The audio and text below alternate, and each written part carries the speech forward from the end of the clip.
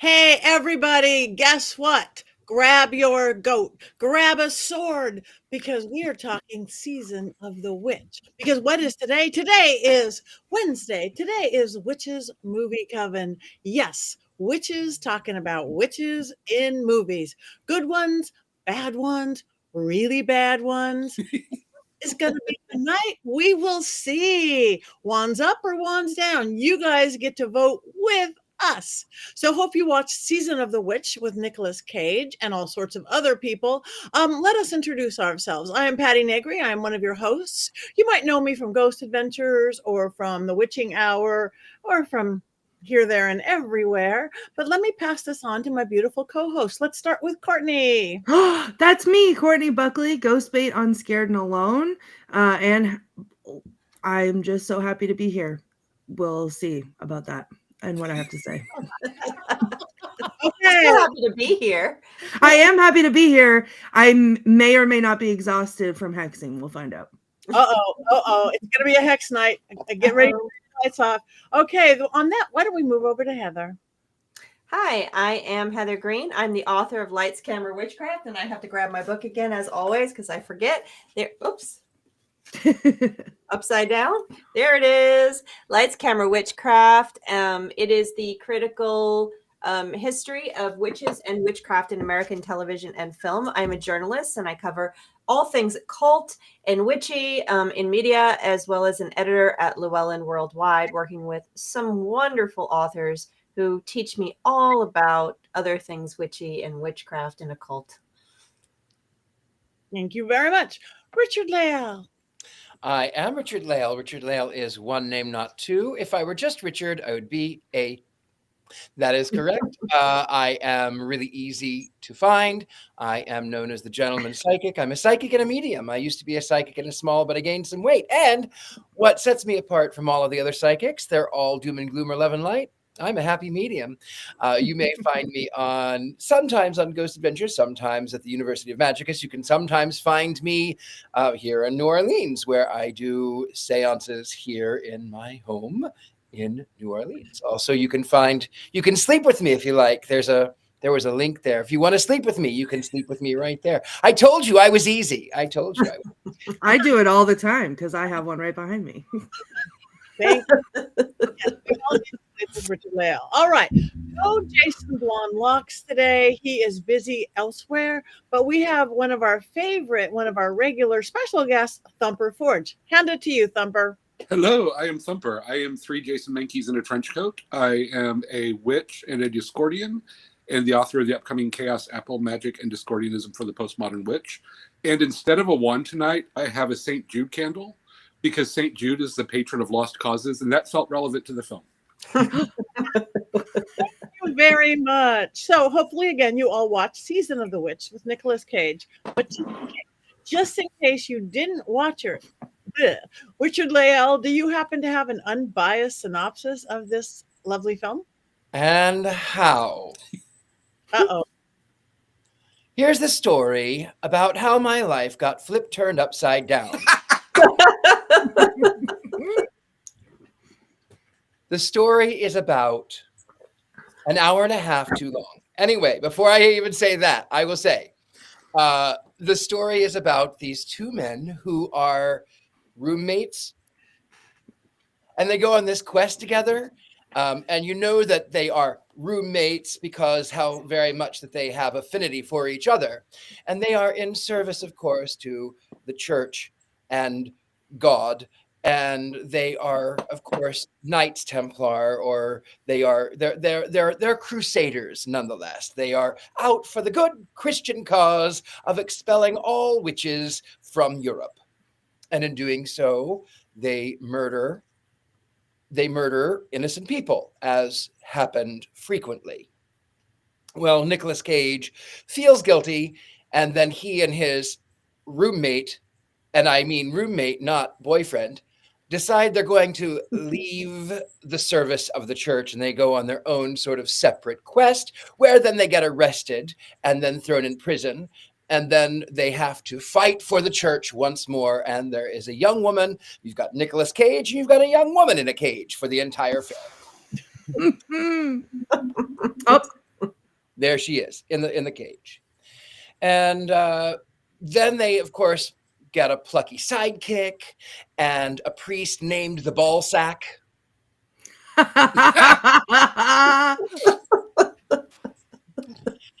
And they drag this supposedly witchy woman over hill, over mountain, over bridges, whatever it may be. And of course, many of them have met their untimely demise, many of whom were trying to prevent her from being taken to the monastery, which is part of the clue, because come to find out, they pulled an exorcist, and she is, of course, excised of the demon, and then they misgender the demon. They call the demon a him when it was embodied in a woman, and so therefore the demon was clearly a she, by the by. Anyway, so apparently they go to this monastery, everyone is dead, there are zombies. Yeah, great, zombie monks. There's a zombie horror king, great, everyone's dead, love it. Then of course, the ball sack, the priest, reads from the Book of Solomon to excise the demon. And I am telling you, I am all for exorcising demons, because I don't like fat demons any more than anybody else, okay? So they exorcise the demon, and then it turns out that the demon kills Nicolas Cage and his roommate. And then, of course, the young woman is released, and they quoted, it was sort of a ha-ha moment to the 70s, because we're going to need more holy water. We're going to need a bigger boat. I was waiting for the head to spin around. Mine certainly was. They both die. I wasn't sad about it. Then the young, was it the priest? Was it the ball sack and the young woman who end up by getting together? Oh, great. More heteronormative. It was fabulous. Fine. That was the end. Roll credits. I must say, Richard-Lael, that was one of your longer, more in-depth. Yeah, it was. Really? You actually have the plot line. But just in case there might be a little bit more information to be had, Heather, beautiful Heather, is there 5 more things that we do need to know about this film? Sure, I can come up with 5. Some basic information. We'll talk about its title, the actors, and then a specific actor I'd like to bring up, and then some themes. So first, let's talk about the basics of this movie. Season of the Witch, directed by Dominic Sena. He was also the director of Gone in 60 Seconds, another film with the Nicolas Cage in it. He also was the director of Swordfish. The film came out in 2011. Its budget was $40 million, which was low for this type of movie. But then it failed at the box office. Current box office that means at the movie ticket sales was just over 10 million, but worldwide was over 90. So it got its money back eventually somehow, but it pretty much failed at the box office. I can't imagine why. Yeah, well, we'll talk about a little bit about that context and what's going on with themes. But I would like to move on to the title, which is just a little funny thing, is that when you say I'm watching Season of the Witch, there are a number of movies we've already watched that were called Season of the Witch. And so I just want to bring that up. Of course, this is not The Song by Donovan.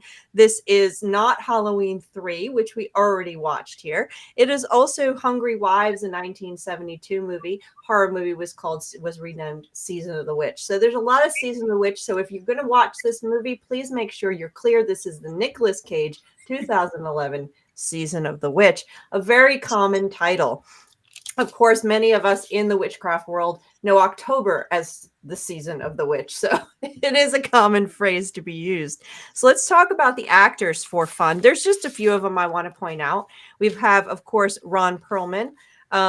When I think of Ron Perlman, I think of Hellboy, honestly, but he's also been in Pacific Rim. He was the Beast in Beauty and the Beast TV show in the 80s. If anybody watched it, I did. Sons of Anarchy, Name of the Rose, and a number of others. He also debuted his acting career in this made me laugh, in the soap opera Ryan's Hope. I hadn't heard that in forever. So that's just a little bit of very recognizable actor.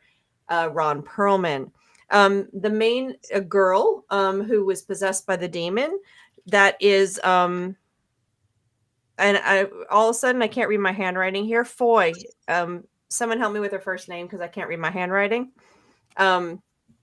It's going to Claire Foy. There you go. Thank you very much, because I need to learn how to write better. She is most known at this point for her award-winning performance as Queen Elizabeth in the Netflix The Crown. There she is right there. She won awards for this if you watch that. She also was in a great movie I just want to point out. It's called The Electrical Life of Louis Wayne. If you haven't seen it, it's a really delightful film with Benedict Cumberbatch. And if you like cats, you really need to watch it. So that's a lovely little film. British film, but she was in that as well. So that is who she is. I'd like to point out also, we have Rory McCann in there. And if you hadn't noticed right at the beginning, Game of Thrones people might have recognized him. There he is. Game of Thrones, the Hound.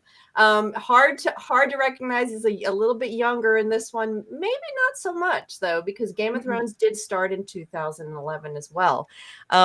He was also in Ashoka and Gladiator 2 more recently. We have Stephen Graham. Oh, there he is. There's the Hound for us. He was fantastic. And Stephen Graham was in, I want to point him out because he's in the recent show that's very popular, a movie. I'm not sure which it is. I think it's a movie, Adolescence, which everybody's talking about. He's also in Venom and Venom 2. The Irishman, which is a great movie if you haven't seen that. In Pirates of the Caribbean, Boiling Point, Peaky Blinders. He's an Irish actor that's been in a lot of stuff. Very recognizable. So those are a few.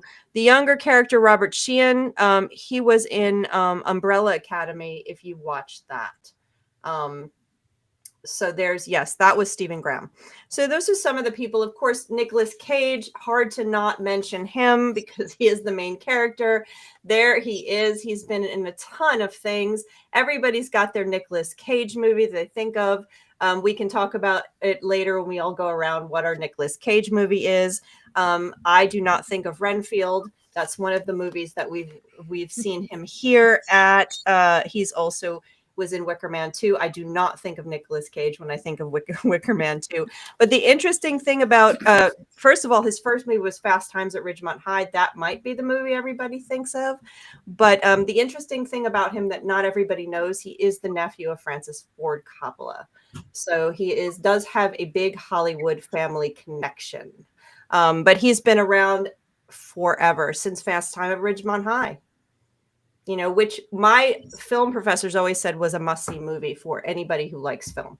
So go out and watch Fast Times at Ridgemont High, and don't do it with children in the room. So the next thing I'm going to bring up one more. I want to bring up one more actor, which I have yet not mentioned, because he is now officially, I believe, going to get the Witches Movie Coven Award for the most recognizable mentioned actor that we have had in consistently in movie after movie, and that is Christopher Lee. Christopher Lee was in this movie. If you didn't notice, he was the dying man with the pus stuff on his face right at the beginning of the movie.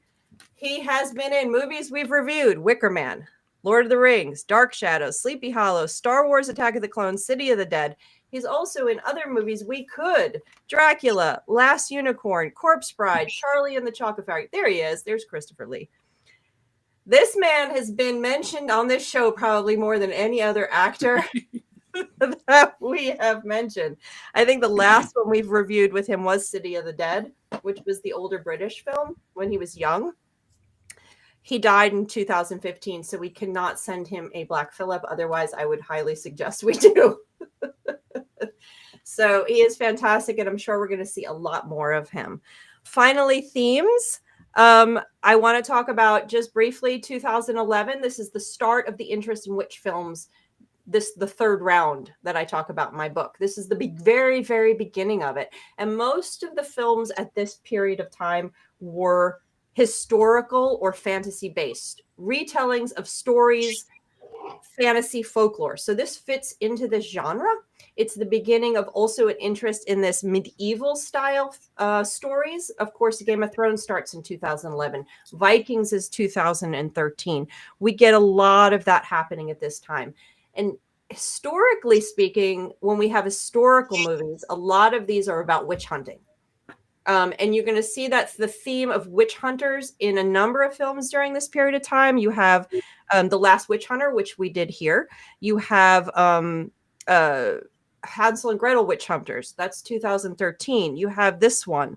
You have Witch Hunters in Salem, the Salem Show, which is a very similar kind of line. And then you have witches in Game of Thrones and Vikings. So you have these kind of witch stuff going on within these medieval stories, which were very popular at the time.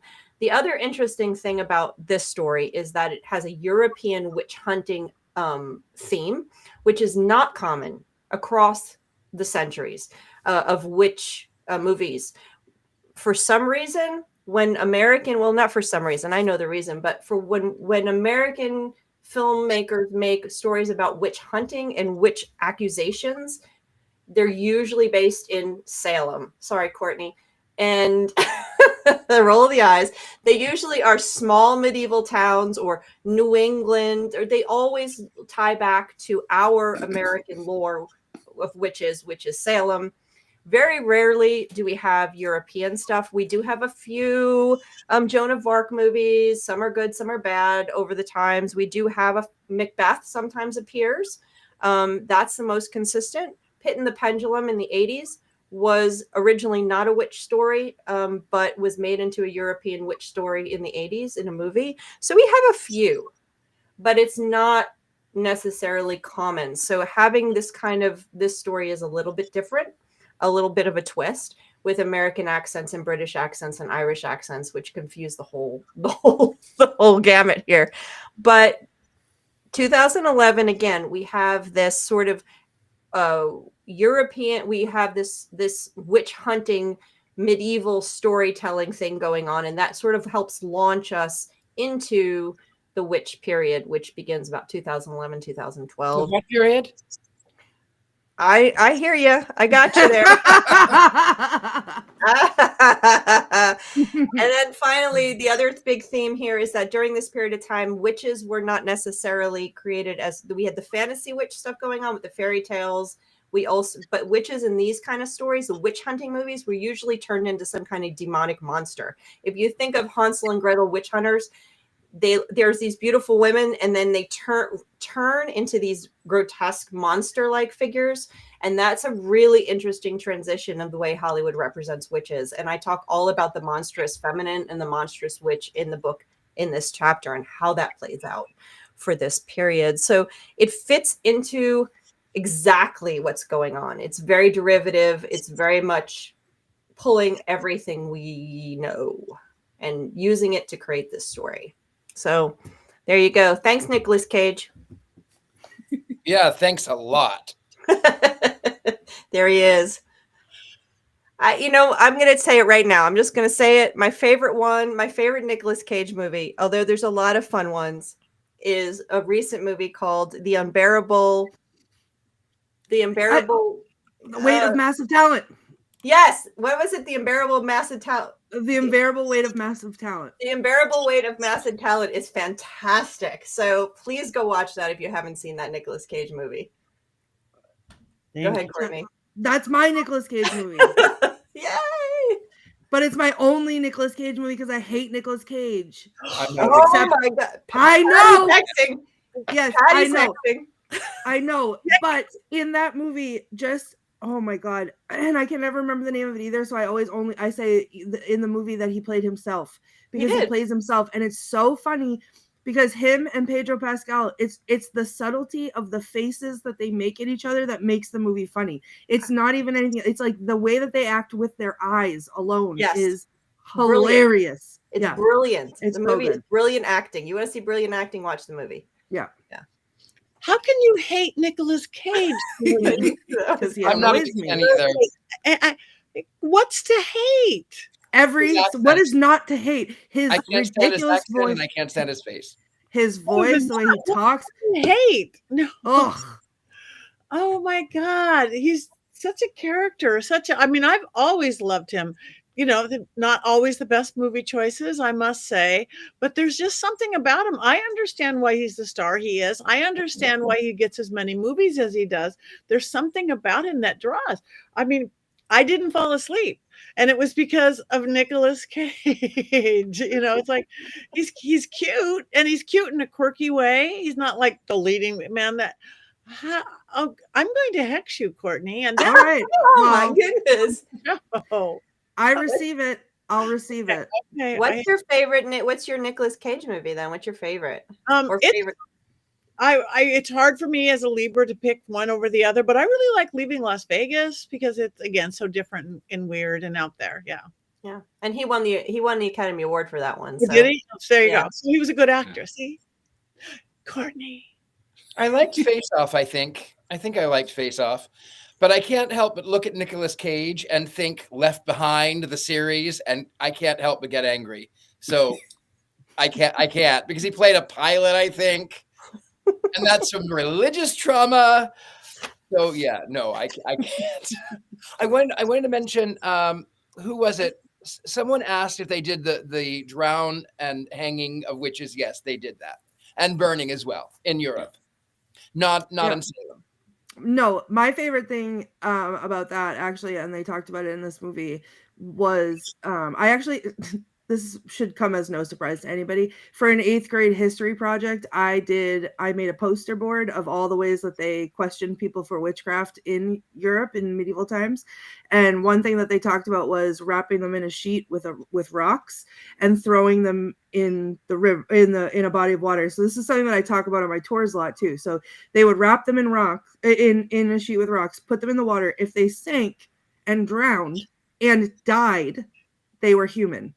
But if they floated to the top and lived, then they were a witch, and then they would be hanged. And then there was also another one where they would stick their hands into pots of boiling water and pull it out. And if their hand was burned, then they were not a witch, but they'd die of infection. And then if it wasn't burned, they were a witch, and they would burn them at the stake. But I really liked that they mentioned that part, specifically about the wrapping them in the sheets with the rocks and dumping them in the water. So not necessarily exactly what we're talking, what Robert Hicks was talking about, but along the same vein. So this film really started out, again, I don't do a lot of these kind of films, a lot of this historic, like when they did hang the witches, how evil that went right into the special effects, the evil demon witches. I'm like, okay. So we're not on the side of witches in this movie so much. We're not on the side of witches as we go. I mean, just from the perspective. But what a weird buddy movie. Roommate. I thought that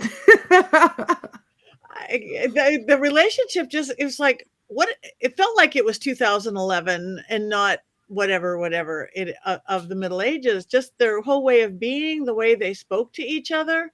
There was, it was all modern, almost even the things that they said, and that really did kind of throw me off. And I obviously that was purposely done, but I don't explain that one, Heather.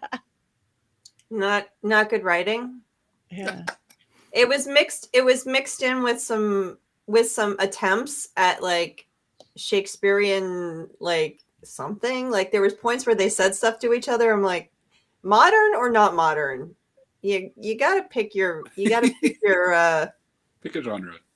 Pick it and then stick with it. So yeah, I agree. That was a little bit. He was too casual American cowboy at times. 100%. Yeah. I didn't know that the movie was it actually had witches in it. I was completely unaware of this film when it came out, so I just thought it was going to be a period piece. And very quickly, I was like, "Oh, hey, there's witchcraft. Neat." I actually really liked it for about 2/3 of the way through. I felt like the acting was very restrained, which I'm used to Nicolas Caging. So he just was sort of reciting his lines. It was giving off kind of a folk horror vibe, and I liked how the Anna, the witch, was sort of gaslighting the party, where she was, summoning wolves and messing with people's heads, but then she saved somebody. And when they announced, she's not a witch, she's actually possessed, I was willing to roll with that until the Jaws line, which has already been pointed out. We're gonna need more holy water, and then it just became Army of Darkness, and Army of Darkness is challenging to pull off when you have Nicolas Cage instead of Bruce Campbell, and it felt like a very campy thing to cap off what had been sort of a sedate, slow burn film for me.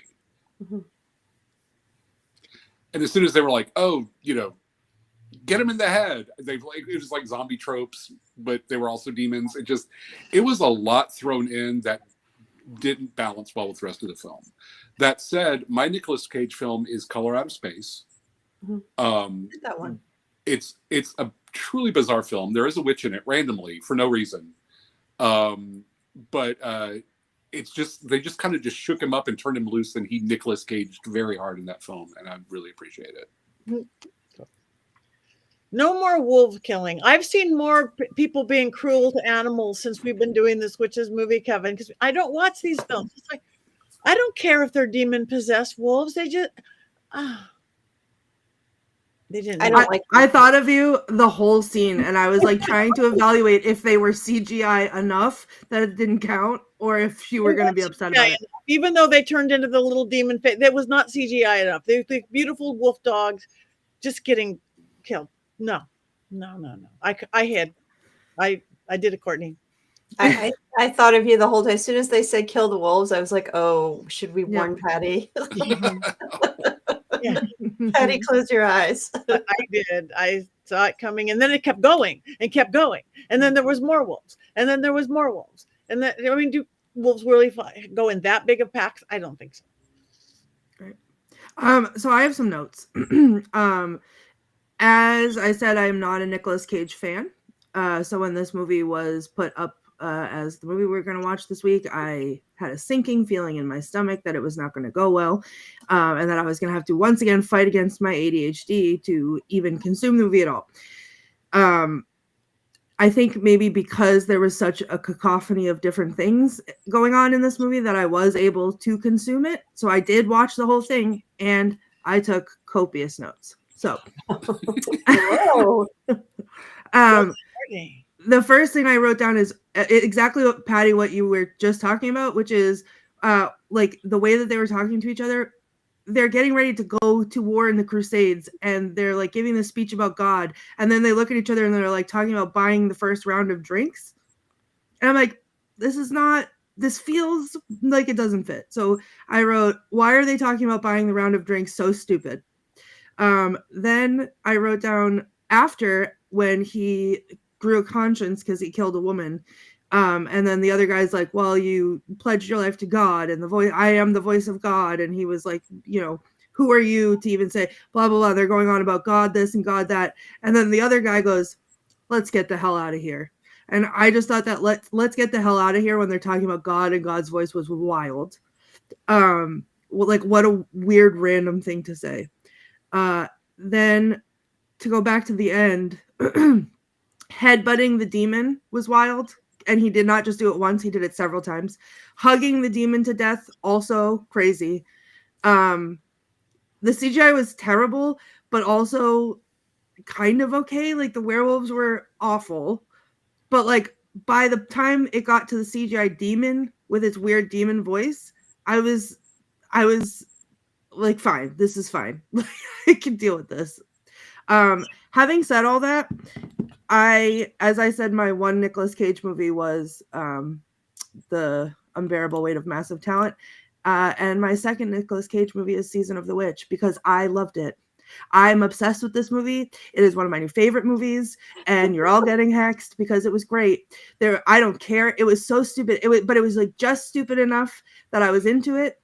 And I was trying to figure out what they were going to say next. I could tell when they were going to say something ridiculous, and I would pause and wait with my phone in my hand, ready to write it down, because I knew it was coming, because it was that dumb. And you know what? I was with it the whole time. And then I audibly gasped because somehow I didn't see it coming when they were like, he was holding the book and he's like, it's not a witch. It's not a witch. And he flips over and it's like, exercise, miss. And I was like, yes, demons. And then there was the whole terrible like lighting of it up. And I'm like, you're letting her out. And they're all just standing there. And then it turned into like a bat demon. Oh my, look at that bat demon. I'm obsessed. That's a beautiful Okay. demon. That was Right. a beautiful demon. Yes. Then when they turned to the zombie plague people, it wasn't really zombies because I saw the little, first it was a large bat demon, then it was a tiny little pixie bat demon, and it went into their mouth and possessed them, and that's how they became, because they were, all the demons were being called and swirling around. I got it. Are you kidding me? This all made so much sense. It made all the sense in the world. There was no plot holes at all. I got where all of it came from. And they came and they went in the mouth, and I was like, yes, they're gonna come to life, the weird plague demons. Now they were all weird plague demons. And then the magic, when they were like, go for the heads, they cut the heads off. Yeah, of course, that's how they get out, right? That's how the magic escapes. There's nothing to possess when it doesn't have a head, obviously, okay, because this is masterful. All right. Then when it was the big bat demon, I thought, this is like Nosferatu all over again, because this is amazing. And I wish that I could have hugged the bat demon and been lit on fire or headbutted it or whatever. And you want to talk about turning heads? There was a turning head because the giant bat demon did one of these and turned the head around. And it was great all over the book. And then when it started talking and it had that gross, disgusting voice and it was a cartoon character, my God, take all of my money. I'm going to buy it. I watched it on Tubi for free. It feels like a crime, okay, because I loved it so much. So there you have it. Okay, I have plenty of quotes because I was writing all of my rest of my notes as quotes because there were so many good ones. I was not disappointed. I was pleasantly surprised. I was actually mad. I was mad because I was expecting to hate the movie. And when I hate the movie, I have a lot to talk about. And I didn't hate the movie. And so I was upset because I was mad that I was bested by Nicolas Cage. So guess who's getting hecked tonight? Because now I want to tell you why I hated it. First of all, the costuming was awful. It was amazing. Beautiful, but it was not period appropriate. The back and forth whiplash between modern and medieval drove me crazy. And this is where I have a really hard time because we face right now a new satanic panic where people, women, men, are being accused of one thing or another and then being locked up without representation. And it made me angry. It made me angry that this film in 2011 was in service to a medieval Bronze Age mythology that murdered millions and millions and millions of people. And it was, in the end, they were the good guys. And if looking at it, so he quotes, he says, well, this book was the Key of Solomon. And according to the legend, Solomon, who was the great king in the Bible, Solomon commanded demons to build the first temple. And in this, he says, this book has tortured me for hundreds of years. It was forced slavery on a spiritual being. And that made me angry. And I wanted desperately to just let current events go away. And I wanted to go, okay, you know what? Maybe some witches are bad and some witches are good. I'm willing to, but it was not. This one was anti-witch and pro-church. And it brought back a lot of religious trauma. And then, of course, political trauma that I, as an out gay satanic witch in the South, am afraid of. I hated this film. I will never watch it ever again. For that reason. Thank you. Beautifully, beautifully stated. Can I just hop in for 1 second and say that my enjoyment of it does not negate the pain that it caused you, and I see you and I hear you, and all of that is very valid. Yep. Absolutely. Absolutely. Movies are art, and they're created and we mediate them differently based on who we are and what circumstances we are. When this movie was made, we were not at this point yet. And so that doesn't take away what its theme is. And this theme is throughout Hollywood's history, which you can, which is part of what I trace. But of course, today in this era and who you are and your experience and all that, it's going to have, this is a piece of art that someone made that you are mediating in that way. And I hate that you had that pain watching it. I really wanted to like it. I really, really wanted to like it. And I will say it was beautiful. And even though I did chuckle at it was stupid. I kept going, okay, this is The Exorcist, and this is Jaws, and this is a buddy comedy. And like, there were so many things. It was so predictable. It was so predictable, even to the point where so she saves this guy from falling, but you know that this demon is sort of driving to the monastery. Let me out and I can help push. Well, of course she would. She wasn't going to escape anywhere. She wasn't going to get away. She really was going to push that wagon across that bridge. It was predictable. It was beautifully filmed. I will say that. It was beautifully filmed. And if I would have seen this in 2011, I might have been a little bit different. I might have actually enjoyed it. Hell, if I would have seen it in 20 years from now, maybe I would have enjoyed it. Who knows? Right. I must say that bridge was scary. I felt them going over that bridge. That was my highest anxiety moments by far. Just the idea of going on a bridge yeah. I was sort of bothered by the inclusion of the Book of Solomon because I have a personal pet peeve about reference books in movies. And it's a very obscure pet peeve, but it started with, I may have told the story before, but with Paranormal Experience, the first one, where I saw it in the theater, and at one point the husband comes home and he said, "What are you reading?" And she holds up a book and she said, "Oh, I'm reading this book about demonology." And I yelled out in the theater, "That is a book of clip art. I have it." And so I kind of ruined the moment for everyone else. But things like that, like misplaced books or not the introduction of books without really thinking through what they are. It was weird to me that like the Book of Solomon was like, "Oh, we're going to use this for exorcism." I'm like, it's kind of the opposite. It felt like they were trying to throw in a historical reference and say, kind of really flesh out the idea that this could actually happen. This is, look, we're using historical points of interest to back up the witchcraft. And I felt like they just like Googled Book of Demons, picked a title and threw it into the film. That bothered me. With that, there was something that I did think was kind of funny and strangely apropos when he's using the Book of Solomon to exorcise the demons because we don't want fat devils.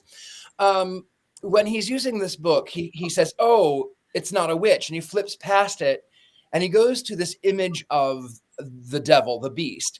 And that actually, I wish I could remember the name of this book. It's a grimoire. And it was supposed to be, according to legend, there was a monk who was thrown into prison. And the only way he could get out was to copy the Bible, and he did so in one night. And still there are all of these pages that nobody can understand. I know what you're talking about. Yeah. And in it, there is the image of the beast, which rises out of the flames of Hades itself. So I thought that was kind of a funny nod. And I can't remember the name of that book, but it was damaged in a fire in the 1600s. It was thrown from a tower. But if you look for... sidebar, unnecessary note, Heather's red glasses are giving me life. I'm sorry, I had to read. Well, okay. I'm glad that gift is only reserved for God, I thought. So thank you. I thought it was kind of clever to include that image of the devil, considering what the Devil's Bible. Thank you, Tom. Yes, it was the Devil's Bible, apparently. So according to legend, the devil came and actually wrote the book. It was sort of that sort of thing. There is something that a lot of people don't know about. I studied to be a minister, so there's a lot of things people don't understand about the church. I lived in Vegas. I studied to be a minister, and in Las Vegas, a lot of the casinos are run by Catholics. A lot of people don't know this, but they are, and so they donate a lot of money to the local diocese, and they have priests that go around and collect a lot of the chips, because people pay in chips, so they collect them and return it for cash. Those are called chipmunks. That's a joke, right? That's a joke. Of course, it's a joke. That was painful. I once made a priest gamble for me in Vegas, so that I didn't realize it was a joke at all. I just was. That makes sense. That's what they call them. Yep, chipmunks. They're called chipmunks. Wow. Thank you, Richard-Lael. Well, Heather. I was just gonna say, I enjoy this movie on a very superficial, entertaining level. Like it goes fast and it's very superficial in its story. It feels as dark and heavy as the aesthetic is. It's very light in terms of its storyline and its narrative. So it kind of just. And I was a big Buffy fan, so the demon at the end, I didn't care how bad the CGI. I was like, this is so Buffy the Vampire. I'm loving this demon. So I really, really love the oh, look at him. I really think the demon design was very cool. I kind of was digging that, and the aspect of the woman monster, that's a whole nother story that I say reserve for my classes, my deep film discussion classes, and I talk about it in my books, because as I said, that's indicative of the monstrous feminine that gets roped into here in a different way. They just try to corrupt the idea of what femininity and witchcraft is, but that's another conversation. But on a superficial level, it's not a movie that's memorable. It's not my Nicolas Cage movie, but watching it again, I was like, okay, this is life. There are all the stuff that you guys said, though, is correct. I mean, the weirdness of between it's too familiar sometimes, it's too modern, and the relationship between the two main characters is bizarre. None of the characters really have any depth. They just kind of have the story and they go along, and then they kill the demon, and it's kind of, it's like, okay, it isn't. I didn't mind it. Let's just say that. I'm not going to go out of my way to watch it, but if it's on, it's not the worst film we've had here. No, not even close. Not even okay. Anything else before we move to quotes?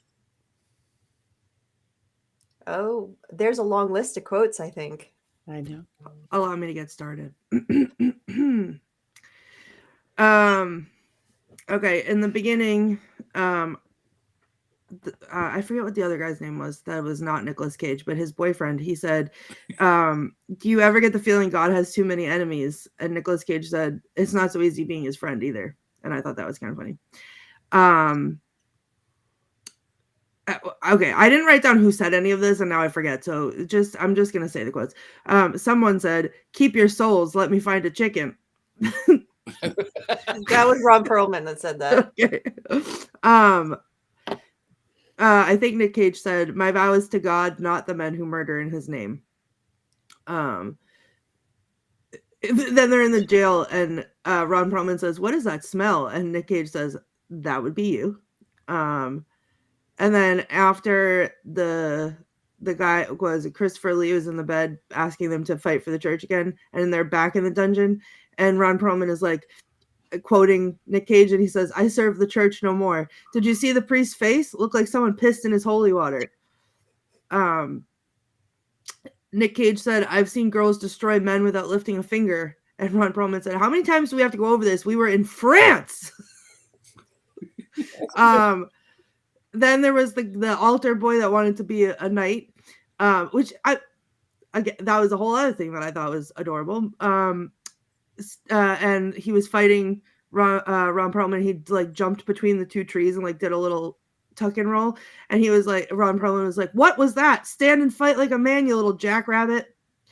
Then they go into the zombie monastery, and everything's so serious, and the what's his name, Balzac, was like crying on the ground and hysterical, and Nic Cage says very, very darkly and seriously, "We must go. There is no hope here, only plague." It's like, if that is not a tagline for everything, I want that tattooed across my forehead. Then when the woman was in the cage and she was turning into the demon, she said, "The church has sent more souls to perdition than all the wars, famines, and pestilences put together," which I thought was pretty good. That was prescient. Yeah. Then, of course, they said, "We're going to need more holy water," at which point I screamed out loud. And then when they're killing the zombie monks, Ron Perlman yells, "They're like cockroaches!" Not cockroaches, cockroaches. And then, of course, this is the one where I was like poised and ready to go, because the demon is holding Nic Cage up by his throat. It's a very tense moment. They're looking into each other's eyes, maybe some tension there. I don't know. I won't. No dissension. Yeah.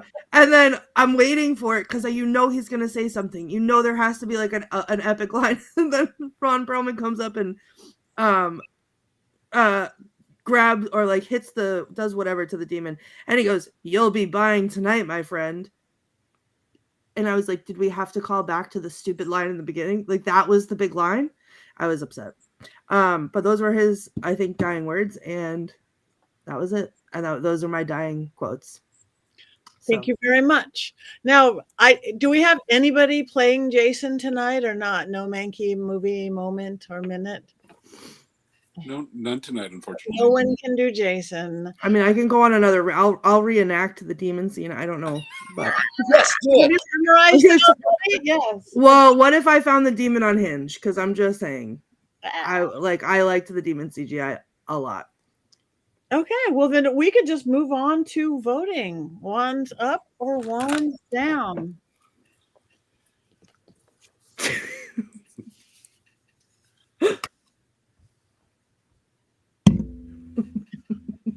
It's Nicolas Cage. It doesn't rescue it.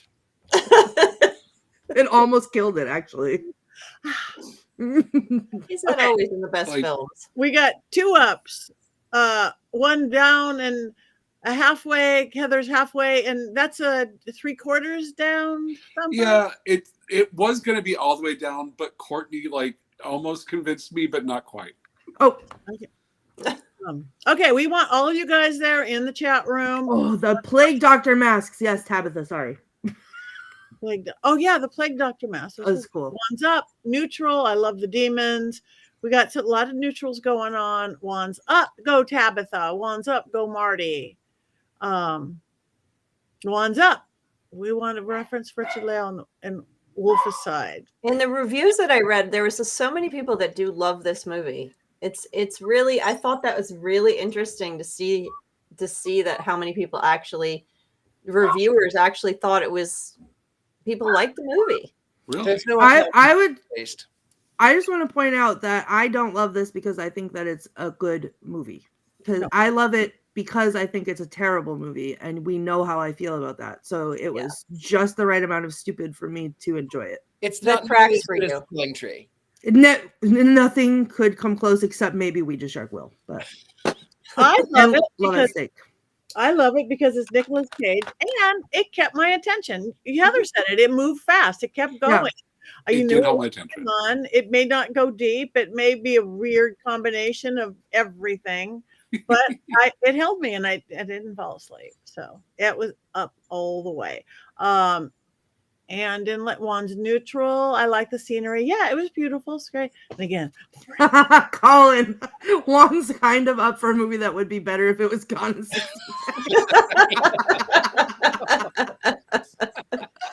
Good. That was good. That was good. It did hold my interest. I agree with everyone else that it did move along well.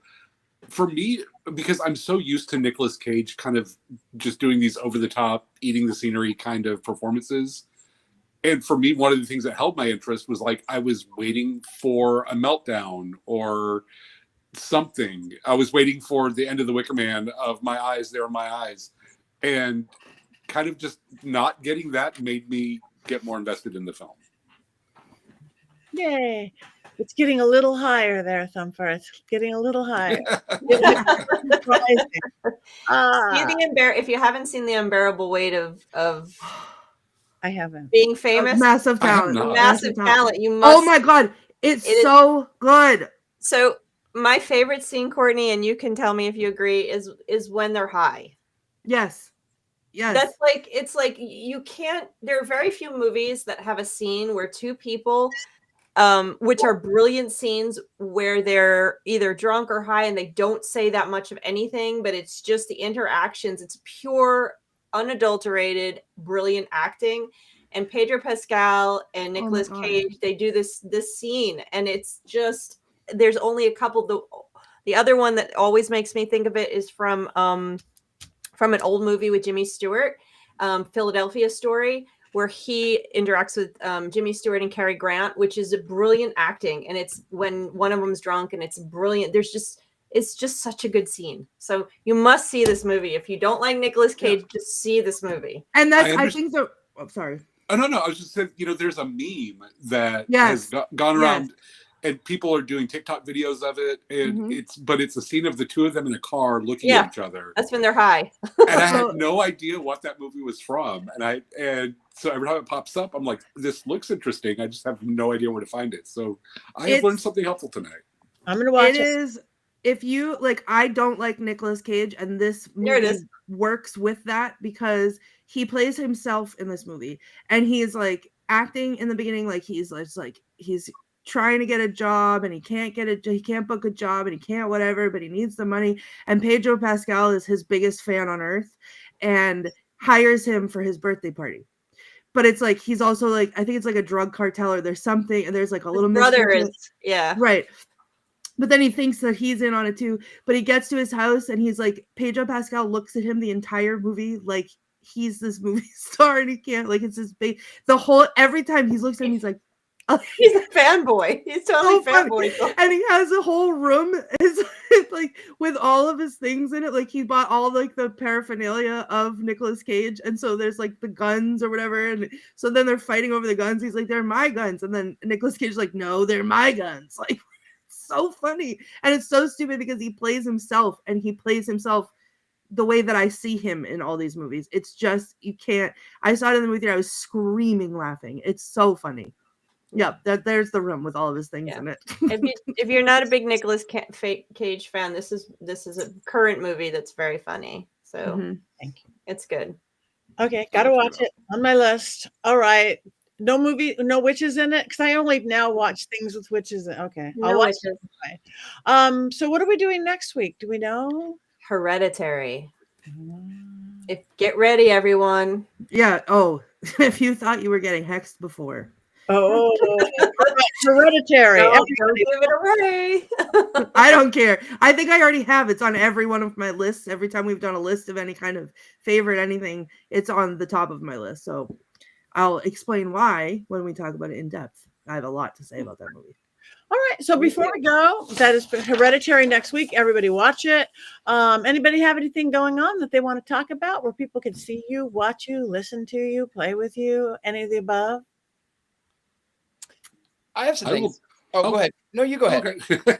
On May 10th in Austin, Texas, I will be at Austin Witch Fest with Jason Menke. We'll be there as well. Witch Fest.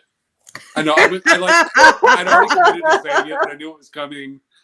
So, but we will both be there, and that's going to be a lot of fun. It's a one-day event, but it draws an insanely huge crowd, and it's going to be good times for everyone. Beautiful. Thank you. Richard-Lael? I will be in Scotland next year in June or July. You can go to Traceless Tours and then go to Sacred Tours. You can also find me on all of the things, all of the medias of social. I'll actually be in Ohio for a few days, middle of next month. So, you can find me. I'm easy. to find.